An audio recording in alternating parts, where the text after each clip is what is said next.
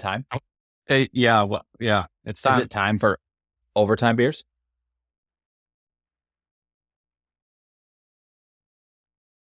Let's do it.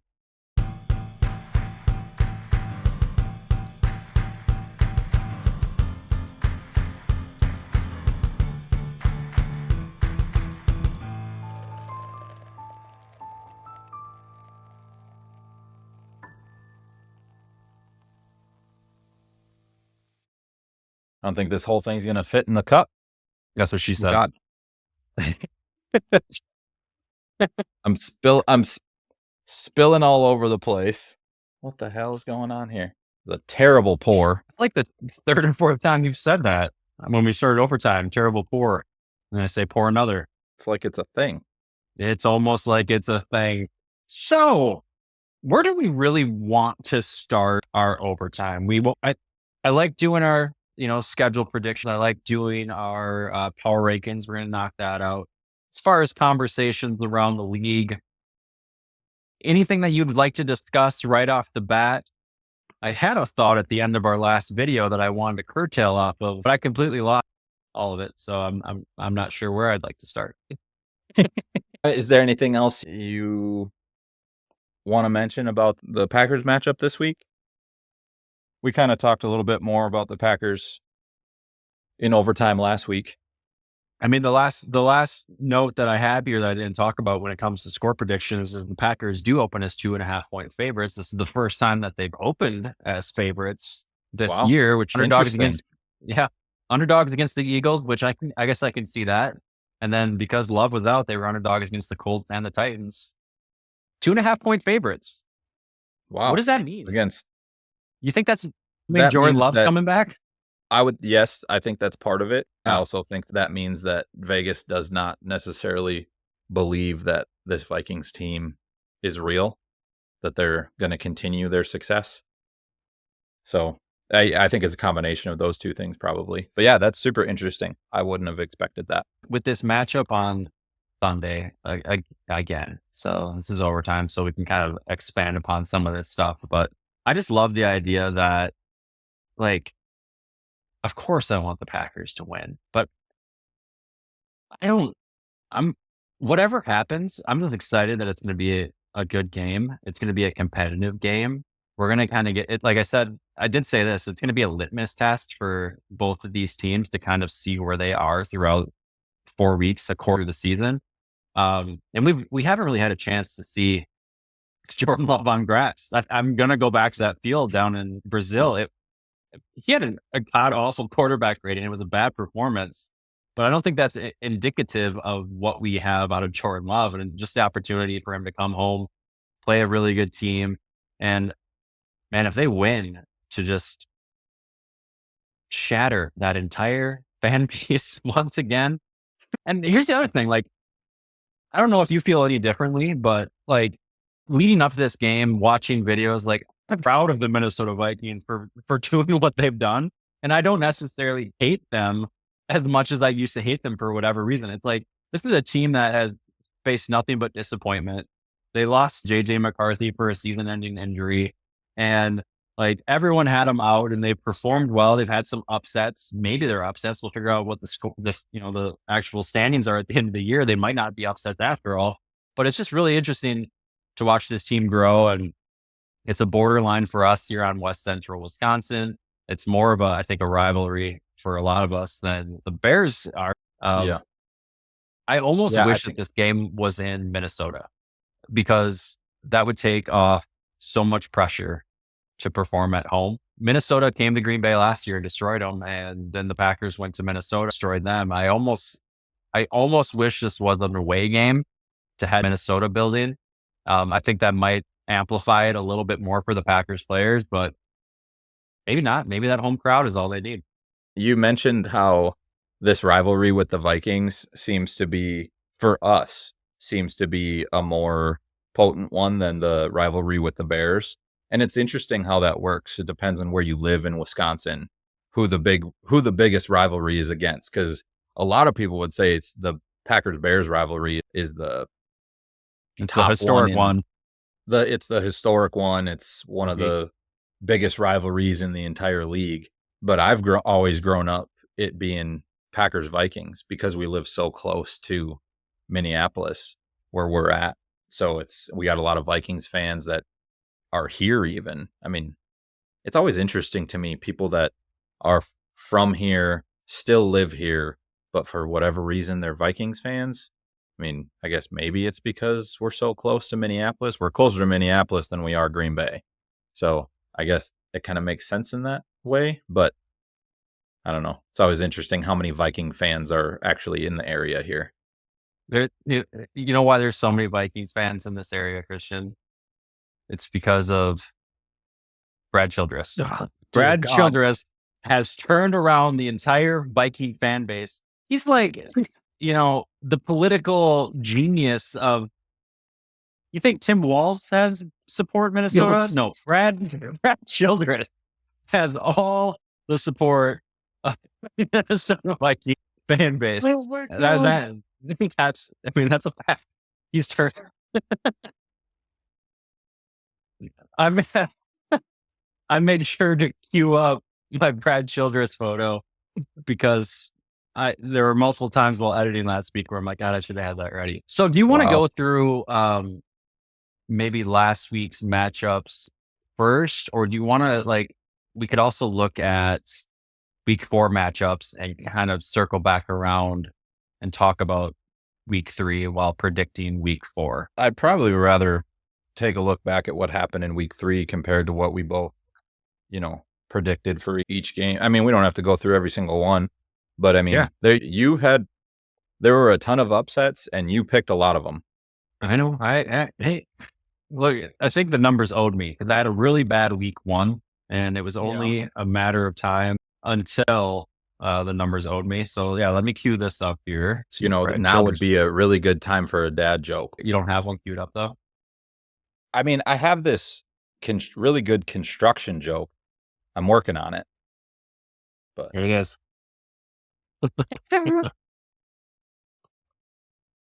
Can't believe you cut up my dad jokes. It's the best. It's the best part of overtime. It's arguably the best. All right. So I assume you can see that. So let's look back at week 3 here real quick before we look forward to week 4. Thursday night, New England headed to the Jets. You took the Patriots. I took the Jets. I think the Patriots, probably were banking on a much stellar defense than what actually showed up on Thursday night against the Jets. But I was leaning that way primarily because it's only a matter of time until Aaron Rodgers does Aaron Rodgers things. And he looked pretty good throughout most of that game. Yeah, he did. I mean, it's also the Patriots. We knew that they weren't going to be good, so. We did? Then why'd you pick them? Why'd you pick them then? Because I was just trying to get different with it. I don't know. Okay. Got to throw some wrinkles in there once in a while. I don't think you threw a fucking wrinkle in your entire picks last week. Outside of the Patriots was the wrinkle. No, the only wrinkle you threw last week was that Dolphins matchup against the Seahawks. What the hell were you thinking with that game? I don't know. Tua goes out. They don't have a backup quarterback, and they're facing a very just very good Seattle Seahawks team. That I don't know.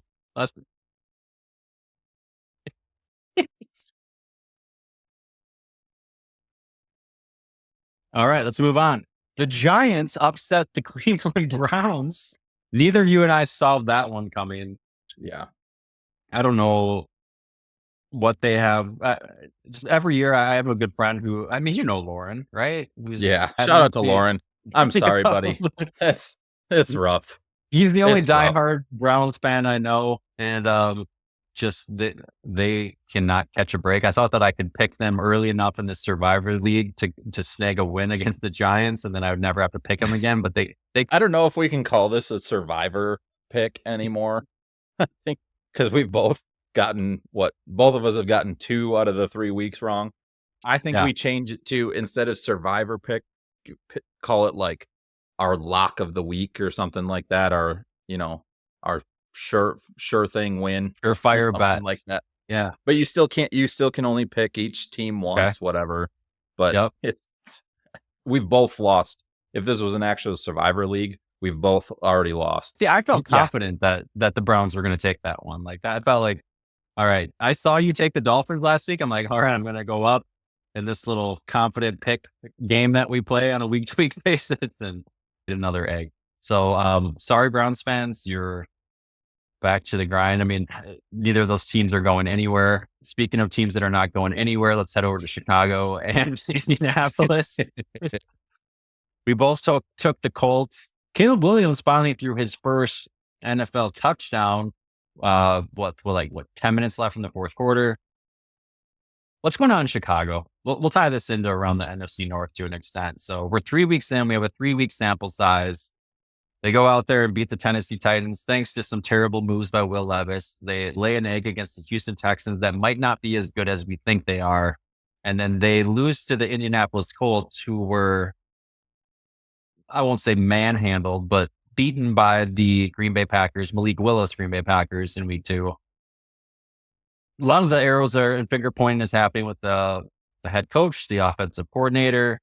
We're seeing success with Justin Fields out in Pittsburgh that we didn't think that we would see from Justin Fields. It's hard to deny that there might be something more going on with that coaching staff, which is a little bit hard to say, only because I saw so many photos of Matt LaFleur and Eberflus, the head coach of the Chicago Bears, at the Milwaukee Bucks games in April and May. And they're good friends. And unfortunately, he did not get any of the talent at coaching that Matt LaFleur got on the coaching side of it. What's going on in Chicago? Do they need to abandon ship? I mean, I don't think Eberflus is that bad of a coach. There's a lot of pointing going on at the offensive line. Caleb Williams is getting sacked a lot and having to scramble a lot. I did see Sounds like Justin Fields. Right, yeah. It seems to be a recurring issue for the Bears. So maybe they should have drafted offensive line instead of quarterback in the first round. But I saw and I didn't dig into it. I just saw someone had posted a stat. It was something, and I have no idea how they determined this, but it was a list of quarterbacks and showing how many sacks are actually the quarterback's fault and not necessarily the offensive line's fault. So holding onto the ball too long, not having, the presence in the pocket or the sense in the pocket to move when the quarterback needed to. And Caleb Williams was at the top of that list. So again, I didn't dig into that at all, but I just thought that was interesting. There's a lot of finger pointing going on at the offensive line, but from that statistic that I saw, some of it is Caleb Williams' fault. It's rough. I know you said, didn't you last week say that you think the Vikings will still be bottom of the division? I did. So just like you took the Dolphins in week 3, and then you took the Vikings or you took the Giants in week 1, and you made some just outlandish statements in this podcast. I will backtrack. After that performance against the Texans, there is no way the Vikings finish last. It will be the Bears. Yeah. And with the Vikings performing well, a little bit of a side track here. That does a lot of things in the division, like them performing as well as they have. And I don't think if they win, lose, whatever on Sunday, like that competition against the Lions in 2 games is going to be really good for us. Like, I think that we had, we go back to our original season predictions and whatever, which, just the fact that I think both you and I counted out the Vikings as automatic wins for both the Lions and the Packers to kind of just route them.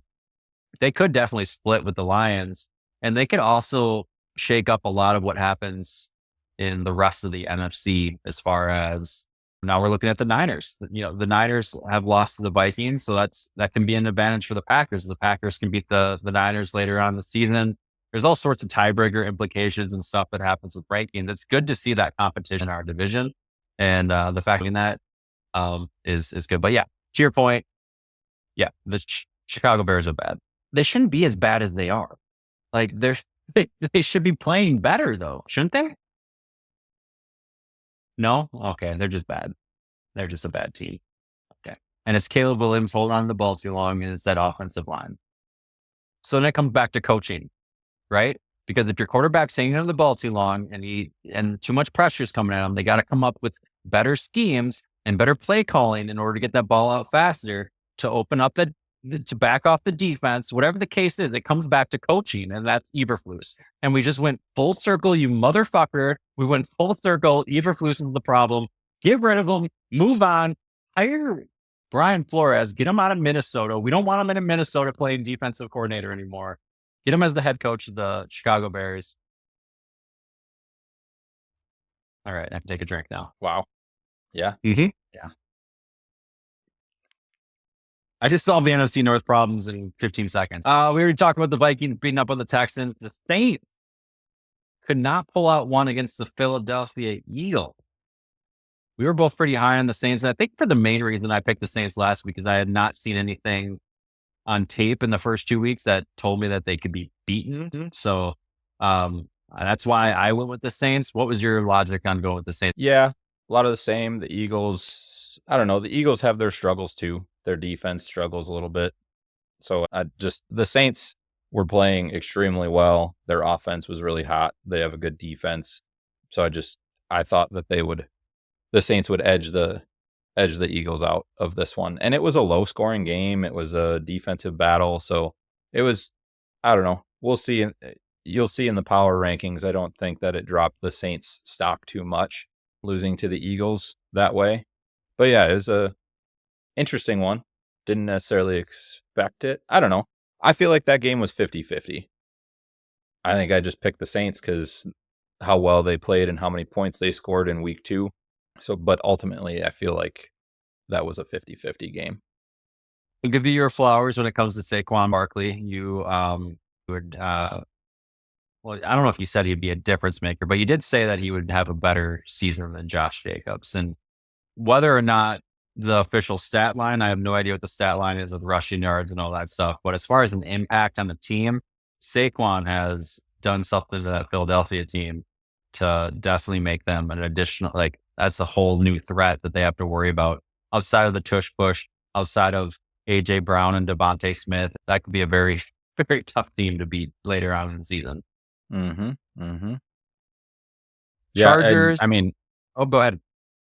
I was just going to say Saquon Barkley is kind of the reason why the Eagles won that game. He was having a bad game until probably about the fourth quarter, and all of a sudden he blew up and probably won that game for him. So in that game specifically, he was the difference maker for sure. Xavier McKinney leaves the Giants, had 3 interceptions the 3 games of the Packers. Saquon Barkley leaves the Giants. And what does he have? I don't have it queued up, but he's got 4 or 5 touchdowns? Yeah, if he's not the top running back in the league, he's very close. I guess I don't know. Maybe Derrick Henry has more rushing yards than he does, but yeah, Barkley's top of the league for sure right now. Chargers get upset by the Pittsburgh Steelers. Not just any Pittsburgh Steelers, but that was a battle of 2-0 teams, and Pittsburgh 3-0. We both had the Chargers winning that game. I think a lot of that is the quarterback. We're very keen on looking at the quarterback situation to make our picks, but to be fair, Justin Herbert goes out with an injury. I don't know at what point in the game he went out with the injury to be exact, but probably the difference maker in that one. But that Steelers defense, they ain't fucking around. TJ Watt is a game wrecker, and that defense is definitely carrying them to that 3-0 victory. I'm going to be curious when they actually play somebody good. We'll get to, I have no idea who they play in week 4. I guess we'll discover that here shortly. But that was a surprise. Interesting. Definitely a surprise. It sounds like, I don't know for sure, but it sounds like Russell Wilson is going to end up starting for the Steelers this week. So I don't know if that's a good thing or a bad thing. I feel like if Russell Wilson comes in and plays poorly and they lose, they go back to Justin Fields, it's interesting. Didn't see that. Where did you? Okay.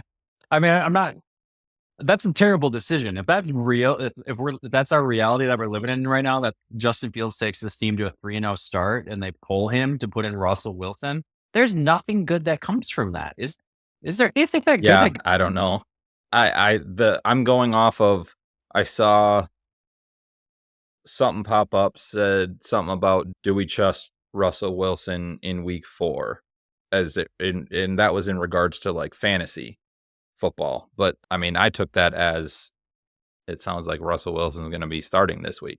So I don't know for sure, but I mean, that was kind of seemed to be the plan all along. Russell Wilson was dealing with some sort It of was. injury, and they were just starting Justin Fields until he got healthy. So But it was I don't know. 50-50. I think all of us on the outside of the 50-50 battle, they brought in both those guys in the offseason, and it was a battle for the starting position. I mean, Wilson has a resume, pre-2021 that's pretty solid.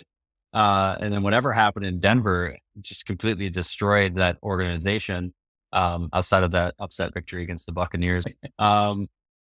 I mean, that's a 50-50 battle. And when it's like that, your team is rolling. I think you sacrifice a loss and a half maybe before you make a quarterback change and head back to Russell Wilson. That's just my 2 cents. I don't think you mess with it too much. I mean, it also may have to do with contracts. I mean, I'm almost positive Russell Wilson's getting paid more than Justin Fields. So it may have to do with that.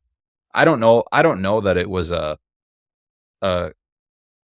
in the preseason or when the Steelers picked up both of these guys. I don't know that it was necessarily a battle between the two of them for who was going to get the starting job.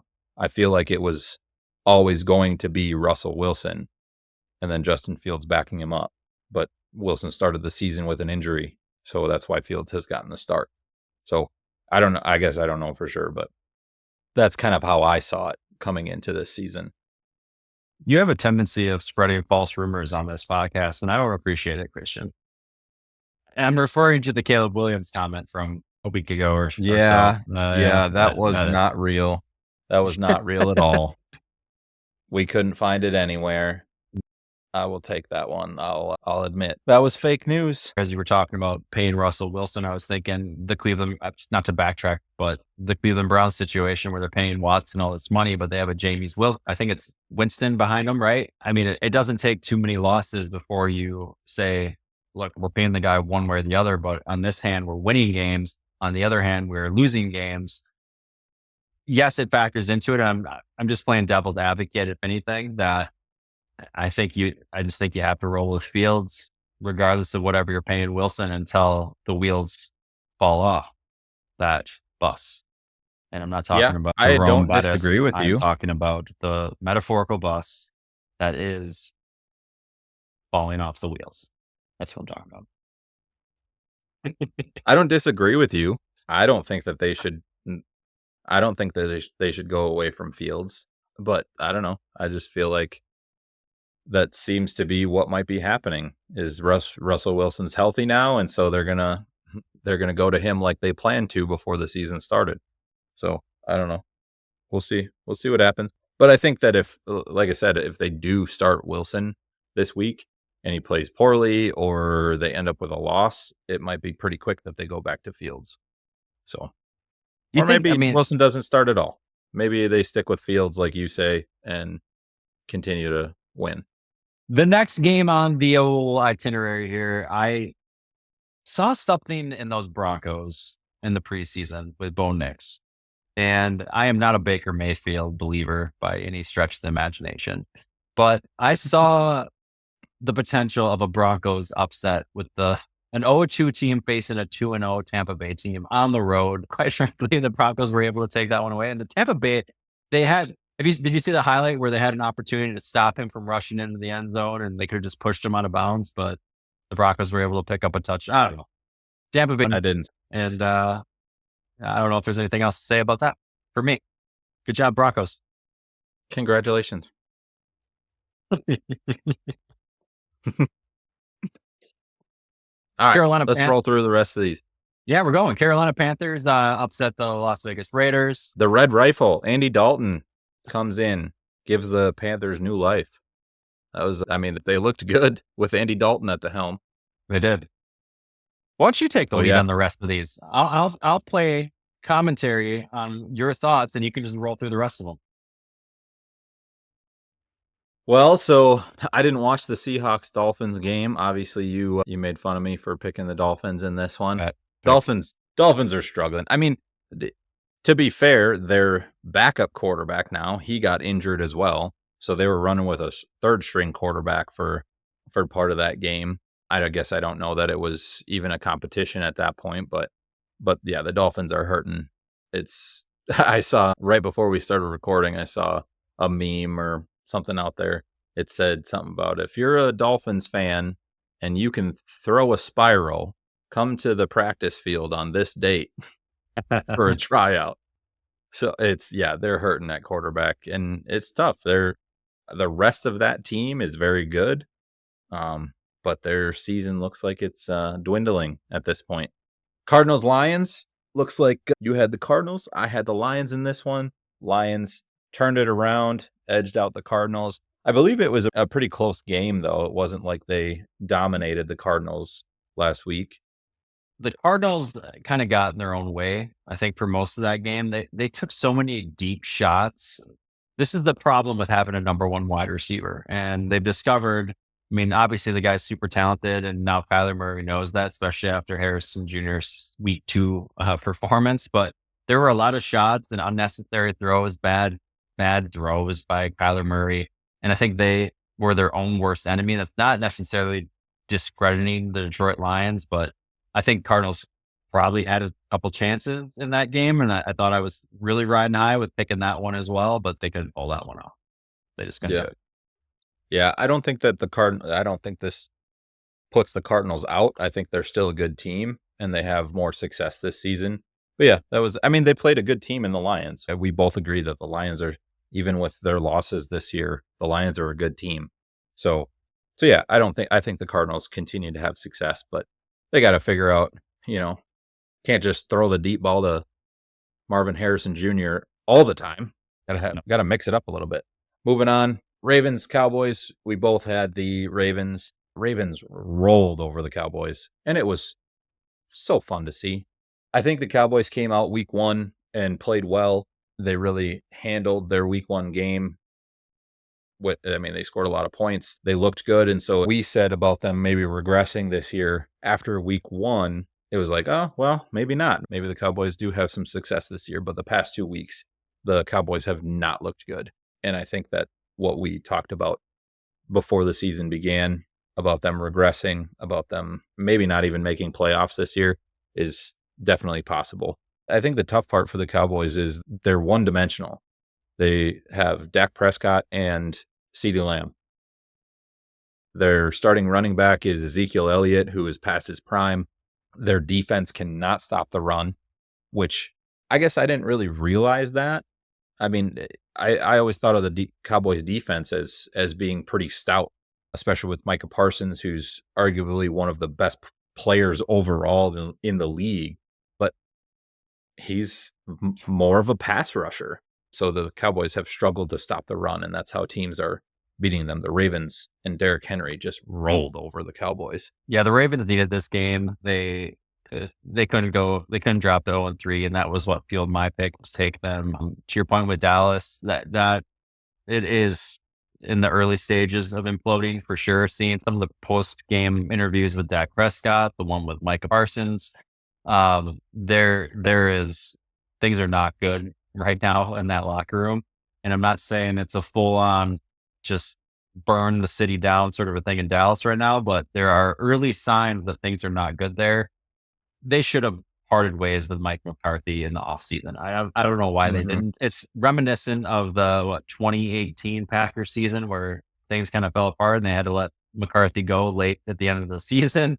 I can definitely see that starting to pan out. And as far as that week 1 victory, as I stated a few weeks ago, that was 6-7 months of pent up anger on losing that game to the Packers, and they took it out on the Cleveland Browns. And the Cleveland Browns are not anywhere as close to a good football team as we thought they could be. So we have not seen anything out of the Dallas Cowboys that has been convincing that it's even a competitive football team. They have yet to do anything this season. Yeah, I feel like you mentioned Mike McCarthy. I agree 100%. I mean, the Cowboys have been a fringe team as far as NFC Championship and Super Bowl goes. They've been a fringe team that people talk about in those championship games for the last few years. And every year it seems like they end up failing in the playoffs with very high power offenses and very good defenses. So at some point you got to start blaming the coaching. And you mentioning that also makes me think, if the Cowboys lose their next couple of games, if they end up with a couple more losses in a row, I wouldn't be surprised if they fire McCarthy halfway, partway through the season. I wouldn't put. They have to. They Yeah. paid Dak. They paid CD. These guys are not going anywhere anytime soon. So they're going to have to figure out how to get this thing running smoothly. And they have talent in Micah Parsons. They got playmakers, but there's a disconnect for sure in that locker room and what's happening on the field. Well, let's round out the end of week 3. Rams 49ers. You had the Rams. I had the 49ers. Rams ended up pulling it out. 49ers are struggling. Brock Purdy without Christian McCaffrey, without Deebo Samuel, without George Kittle, without all those weapons around him. Brock Purdy struggled a little bit. So that team's going to be interesting to watch with all these injuries to their key weapons on offense. They may get too far behind to have as much success as a lot of people thought they would have this year. The Rams, outside of those 2 wide receivers that they have injured right now, Kyron Williams is their starting running back. He's playing extremely well. They've had some wide receivers step in and kind of take over for Kupp and Nakua. With those guys injured, I don't know how much success they can have as far as making the playoffs. It'd be tough for sure. Yep. Moving on to Chiefs Falcons. Kirk Cousins kind of had a chance at the end there, but ultimately Chiefs won it. No surprises there. We both had the Chiefs. Jacksonville Buffalo, we both had the Bills. Bills are looking very good. Like they dominated the Jaguars. I don't know. We're going to talk about power rankings, but this Bills team is looking really good. Last game of the week, Washington Commanders take out the Cincinnati Bengals. We both had the Bengals winning this one. That was an interesting one. I will say I did shoot you a text during that game, and Here we go. And I said I really should have just stuck with my gut. Last week we were picking these games, and I said I don't know. Jaden Daniels intrigues me. I talked you out of it. You did talk me out of it. I have a tendency to do that. Yep. Yeah. I should have stuck with it. But yeah. I don't know that the Commanders, still, I don't know if that this changes what the Commanders season ends up being. I don't see them making the playoffs. I don't see them making a lot of waves. But as time goes on, as next season comes around, Jaden Daniels does look very good. So it's an organization that has belief again, if you will, that they have talent in that quarterback. They got Cliff Kingsbury as head coach. They got it's a young and upcoming team that it's just figuring it out. They're starting to get things working, and you can't. I'm not giving any flowers to who's the quarterback again for the Commanders. Jaden Daniels. Yeah, I'm not giving any flowers to Jaden Daniels quite yet, but they're 2-1 to start the season. It's better than I think a lot of us saw them being.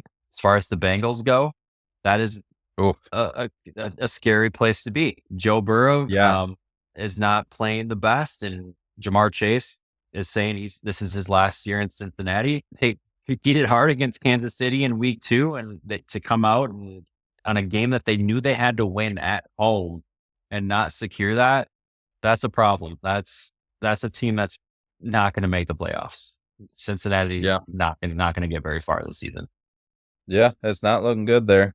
I don't know. I'm very surprised. But yeah, not looking good in Cincinnati. Well, should we move on to week 4?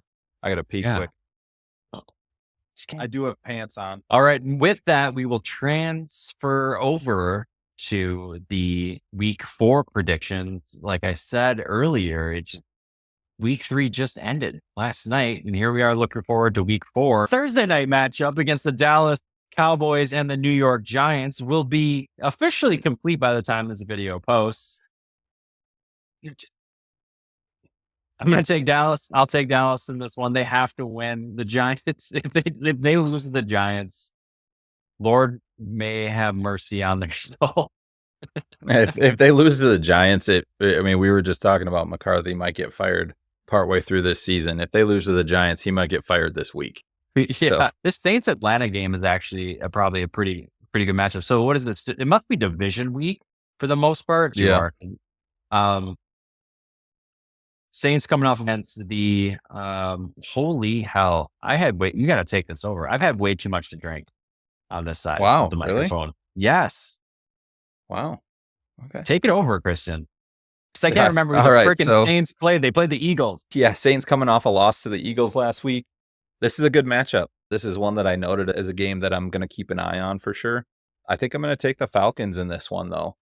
The both teams are coming off a loss, but Atlanta's at home. I don't think that, I mean, sometimes an away team coming into a dome kind of negates the home field advantage, but both these teams play in a dome regularly, so that kind of cancels out. I don't have any real big reason why, but I think I'm going to take Atlanta in this one. I think these teams are pretty evenly matched. So, moving on to No, hold on. I haven't given my pick yet. So as far as like okay, I'm not that drunk. Let's back up. I can coast. I just couldn't think who the freaking Saints played last week, and it was the Eagles. All right, so we'll back up a second. So if week 3 was upset week, in my opinion, week 4 is litmus test, and I've already alluded to this a couple times. So this is the week of the year that we will officially figure out if these teams are legitimate pretenders or contenders, right? Saints are the better team in this matchup. They are going to have a better record overall. They're going to have the better chance at making the playoffs. I will take the Saints in week 2 in my litmus test. As far as week 4 goes with the Cincinnati Bengals and the Carolina Panthers, Bengals are better than the Panthers. I don't care that the Panthers came off of a victory last week. Bengals are the better team. They'll turn it around and get themselves a victory. You can carry on from here. Yeah, I'd take the Bengals in this one too. I mean, I think the Panthers are a different team now that Andy Dalton's the starter, but how long does that success continue? I mean, Andy Dalton's been around the league a lot, so, and there's a reason for that. So I think I'd take the Bengals and Joe Burrow in this one too. Next one, we got Rams, Bears. I don't think we have to talk much about this one. I think the Rams take care of business here. Litmus stats week, I'm taking the Rams as well. Yeah. You're gonna say that every matchup? We already gave our predictions for Vikings, Packers. So we got Jacksonville Jaguars and Houston Texans. What are your thoughts on this one? Litmus test, I'm taking the Houston Texans in this one. I know. I mean, yeah, I'll go. My gut wants me to take Jacksonville in all honesty. I don't know. They shouldn't be 0-3, but again, the Texans shouldn't be 1-2 either. So I think they're 1-2. I don't know, but I'm going to take Houston in this game. Yeah, I'm going to take Houston too. Jacksonville's got some serious problems. Trevor Lawrence has struggled, even end of last season into this season. He's struggled. So they got some issues there. I think Houston coming off a loss with their high expectations this year. The Houston Texans still have a good team. I think them losing to the Vikings last week doesn't change that fact. So, Texans. I agree. Heading down to Pittsburgh versus the Colts. This is going to challenge my litmus test, but I'm going to take Pittsburgh in this one. Colts are coming off back-to-back losses against both the Green Bay Packers and the Chicago Bears. And even though Justin Fields Colts didn't lose to the Bears. Who'd they lose to? The Bears lost this week. What are you talking about? What are you talking about?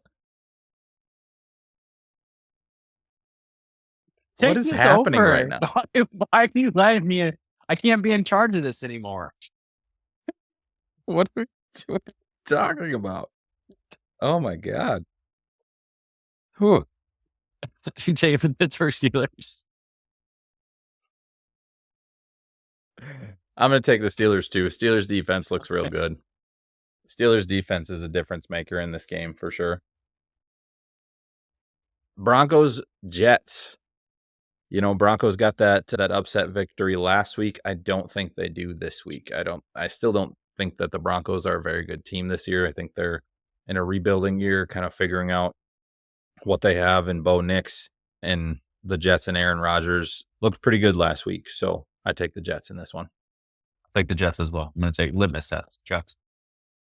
All right. Eagles, Tampa Bay Bucks in Tampa Bay. Eagles coming off a win against the Saints. Tampa Bay coming off that loss to the Broncos. What do you think? You taking the Eagles for the litmus test? No, I'm taking Tampa Bay. I'm going to take Tampa Bay in this one. Yep. I like the Tampa Bay Buccaneers in that one. It's not a litmus test on this one. The Eagles, I mean, this goes against everything that I've done so far, but I'm going to take the Buccaneers. I think that I think they come with the victory. Oh man. All right. I'll take the Eagles here. I think the Eagles are one of the top teams in the NFC. Tampa Bay, I don't think is a bad team, but I think the Eagles take this one. Big pick. I hear you. Moving on to the afternoon games. Washington Commanders head to Arizona, coming off a win against Cincinnati. I don't think that the Commanders' success continues. I think Cardinals take this one. That Commanders' defense just is not good. Yeah. No, this goes back to my litmus test. I'm going to go with the Arizona Cardinals on this one. Yep. Okay. I like the Cardinals. Right. I really like the Cardinals. I do. And there's plenty of reasons for it. No. Next up, I think the 49ers turn it around, get a win this week. That Patriots team, their offense, I mean, if you can call it an offense, they don't really have much there. If any other wins come this year for the Patriots, it's going to be because of their defense. I just don't think they have enough to beat the Niners. Yeah, there's no way San Francisco drops this game. I'm going to go with the Niners as well. Yeah. All right. Chiefs. I can't see your reactions. I'm just focused right now on the schedule. All right. So that's fine. There was no reaction. There was no reaction. All right. Cool. You're good. We got Chiefs Chargers in LA. This is a tough one. I mean, I feel like this is gonna be a good game. Justin Herbert's health is a big factor in this one. If Herbert doesn't play, I think the Chiefs take it for sure. But if he does play, I don't know. To me, it's a toss-up. The Chargers have played really well. They have a really strong run game. Obviously, the Chiefs are probably the best team in the league, according to most people right now. So I'm going to go Chiefs. I wanted to go Chiefs. Oh, no. Oh. I'm going Chargers. We're going Chargers. I thought you were going to go Chargers on that one. Okay. All right. Honestly, it was a 50-50 coin flip for me. I just decided to go Chiefs. But Chargers, I feel like Chargers can definitely win this one. Even with the success that the Chiefs have had this year, I think there are going to be some chinks in the armor that we start seeing throughout the season. So, moving on, got Cleveland, Vegas, Browns, Raiders. I'll let you throw out your pick for this one first. I don't know if you should let me talk anymore. Like you got pretty overserved in our week 1 overtime, and I don't know why, but it seemed to have hit me here in the last 10 minutes. So clearly, with the litmus test, it's the Vegas Raiders. I'm going to take the Vegas Raiders in this one. Okay. I think I'll go Browns. I think the Browns turn it around again. I feel like the Browns are going to be on and off all season, and the Raiders team is just, I don't know. I think I saw something come out today that their head coach has already said that there's still a possibility that they'll make a change at quarterback, even though Gardner Minshew has played decent and they got a win last week. He still came out and said that it's not out of the question that they make a change at quarterback. So I don't know. There's some goofy things going on in Vegas. I think the Browns still have, I mean, they have talent. A lot of people thought they'd be doing better this year so far, but I'll take Browns in this week. This next game's really good. Yeah, yeah, this is going to be a lot of fun. Yeah. Hopefully. I feel like a lot of times with these really strong matchups in prime time, I feel like a lot of times they end up disappointing. On paper, this looks like it's going to be a really good game. Bills Ravens in Baltimore. Both teams coming off a win. Ravens have had their struggles so far this season. They're 1-2. Bills are 3-0. Who are you going with? I'm going to go against everything that has gotten me to this point as far as the litmus test. All right. Because Buffalo is good. And we keep talking about our power rankings coming up. I'm going to take Baltimore and the upset in this one. Yeah, and I honestly don't know if it's an upset. I don't know what the line is on this one. Who's the favorite? It's obviously it's probably very close. But I'm gonna go Bills on this one. I'm a big Josh Allen fan. I think that he's top 2 or 3 quarterback in the league, and to see what he has done with this Bills team after, no more Stephen Diggs, no more Gabe Davis, they kind of revamped their offense, and he still has it running on all cylinders. So I'll go Bills to beat the Ravens this week. Yeah, to your point, the line is a 2.5 point favorite for the Ravens in this game. So I guess but Yeah, well, and Buffalo has home looked field advantage. unstoppable. I believe home field advantage as far as Vegas odds go, a home field advantage is like 2 points anyway. So it's basically a wash. even. Yeah. Monday night, another double header, which is fun. Yeah. I like that they're throwing 2 games on Monday night. Makes it a little more interesting. You can pick the game you want to watch, which is kind of nice. Right. The From first the blowout. game, the one that starts at 6:30, we got Titans, Dolphins. I don't know if this one's going to be a whole lot of fun to watch.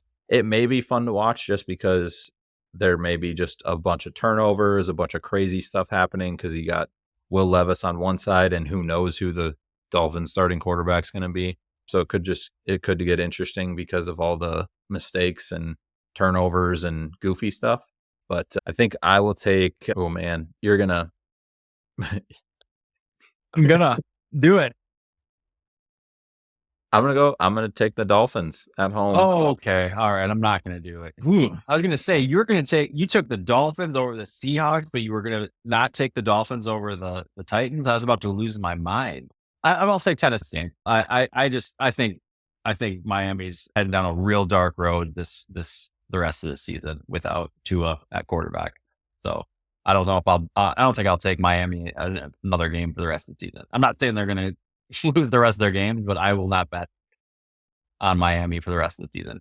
I don't know, man. I think the Dolphins have a really good coach. I think last week there was a lot of adversity with their backup getting hurt as well. So I think he comes in this week with a little bit different game plan that doesn't focus on really who the quarterback is. Maybe they run the ball a lot, which Titans, obviously Packers ran the ball on them pretty well. So I don't know. We'll see. We shall see. Like and the exact opposite 50-50 game that the Buffalo Bills and Ravens, like yeah, good teams. This is a 50-50 of the bad teams. Like, yeah, that's you got both ends of the spectrum there. Last game of the week, Seahawks at Detroit. I mean, I know the Seahawks have played well, but I think the Lions this last week in week 3 kind of figured out what their issues were the first couple of weeks and are starting to click a little bit more and starting to look like the team that everyone thought they were going to be this year. So I'll take the Lions to beat the Seahawks to end out week 4. It's I don't know. I don't know why. I have not seen a consistent enough Detroit Lions team to keep picking them. And I also like picking teams that you're not picking. So I think it's fun for both of us for bragging rights. And so I've pretty much gone the opposite of you on the last 5 picks. And that might be fueling what's going on here. Because you had Kansas City, right? I had the Chargers. You Yep. had Cleveland. I took the Raiders. You took Buffalo. I took the Ravens. Mhm. I've gone opposite the last 5 picks. So I either know what I'm talking about, or again, I have been overserved, and I apologize to the viewers that have tuned in to try to get football knowledge. With I that, love that you I love that you use the term overserved when there's no one here serving no, us but ourselves. no, there's been 3 people in the history of the United States who have been overserved. The first is James Madison. Think he was like the second or third president, something like Okay. that. He was overserved at one point in his life. The second is me right at this moment. And the third was Brad Childress was overserved when she became the Vikings head coach. Or maybe I should say the GM at the time of the Minnesota Vikings was overserved. Wow. And we're back. Okay. Let's James Madison. Was that even a president? I don't. Yes. Okay. I'm on. I know what I'm talking about. Let's head over to power rankings. Power rankings heading into week 4. We both got a little bit proactive in this week's power rankings. We were able to convene late Monday night and talk about, I guess, or converse on where we had these teams. So I do want to talk about it real quick before we break it down too much. So let me ask you this. We both have Buffalo at number 2 and Kansas City at number 1. Did you struggle with this whole 1-2 Buffalo Kansas City thing like I did, or am I I alone didn't. in this comment? Oh, you did. Okay. I think So their decisive victory on Monday was it was pretty easy for me to put them there, especially with the losses for the Niners and the losses by a lot of teams that were in our top 10 last week. I don't think it was a question for me. I only kept Kansas City at number 1 in my power rankings because they're coming off of a Super Bowl, back-to-back Super Bowls, and they've started the season 3-0. That's the only reason that I have them there. I really want to put Buffalo at number 1. I think if those two teams faced off in week 4, that I would probably take the Buffalo Bills, but Yeah, I agree with that. we're in agreement on 1 and 2. At number 3, you have the Philadelphia Eagles. What have you seen out of the Eagles that have them so high in your power rankings? I think part of it was the loss. San Francisco's loss. Philly beat New Orleans. Baltimore is a team that were higher in the power rankings previously, but for them to go 0-2 to start the season and then finally get a win against the Cowboys, who we have talked about have seemed to have some major issues. I don't know. I don't trust the Ravens quite yet. So just looking at the Eagles offense and their possibility with how many weapons they have, I feel like they're gonna come back from this win in week 3 and just compound on top of it and continue to get wins. Did you struggle with this power rankings like I did? A little bit, yeah. Yeah. I think the biggest wrench that has been thrown into everything is the Minnesota Vikings. Yeah. The Vikings going 3-0 to start the season, beating the Niners and the Texans, who both the Niners and the Texans have been top 10 teams in our power rankings as well, I believe, at least in mine, since week 1. And the Vikings beating both of those teams and starting 3-0, it was difficult to figure out, okay, where do you put them? And then if they're at this spot, these other teams that, we started out the season thinking we're going to be in the top 10 for most of the season, who drops down, who drops out. So yeah, it was difficult. The middle of the top 10 was the most difficult. Yeah, there's what, 4 or 5 3-0 teams still left after week 3. So you have Kansas City, you have Buffalo, you have Minnesota, you have the Seahawks, and then you have the Pittsburgh Steelers. So 5 now. Right. And I wanted to include, it's tough to win games in the NFL. And if you're winning the first, regardless of who you're playing, if you can go 3-0, that I feel like merits you a top 10 on the power rankings somewhere or the other. So for me, my biggest struggle, and you only have 3 of those teams on yours.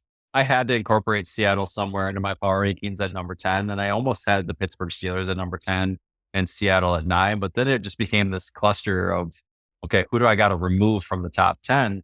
And I'm right there with you. Minnesota messed up this entire thing. I had to put them above the Packers, and it was fun to see Mhm. that you did as well. They've won decisively. They've won with their full roster.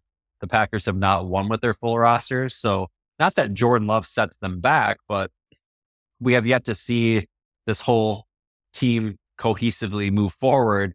So that was my justification putting the Vikings at number 3 in my rankings. The other thing was tough for me. I had Packers at 10 last week. I think you had them at like what, 6 or 7 6. last? Yeah. So I jumped them up quite a few spots just because of the same reasons you gave last week, that the rest of the team around Malik Willis has been impressive. And the fact that they've been able to roll off these wins has been impressive. So I think that jumped them to number 4 in my power rankings. There's not a lot of other movement though. The Detroit Lions are stagnant, Ravens stagnant, Philadelphia stagnant. 3 of those teams were able to capture victories in week 3. And so I didn't want to move them too much. San Francisco, I had them in number 1 in week 1. They dropped down to 8 for me. They dropped down to 9 for you. Do you think if they happen to drop this game in week 4 that you still hang on to them in your top 10? Or are they free falling? I think I mean, until they start getting some of these guys back, some of their weapons back, I think if they lose this week, they drop out of my top 10. Yeah.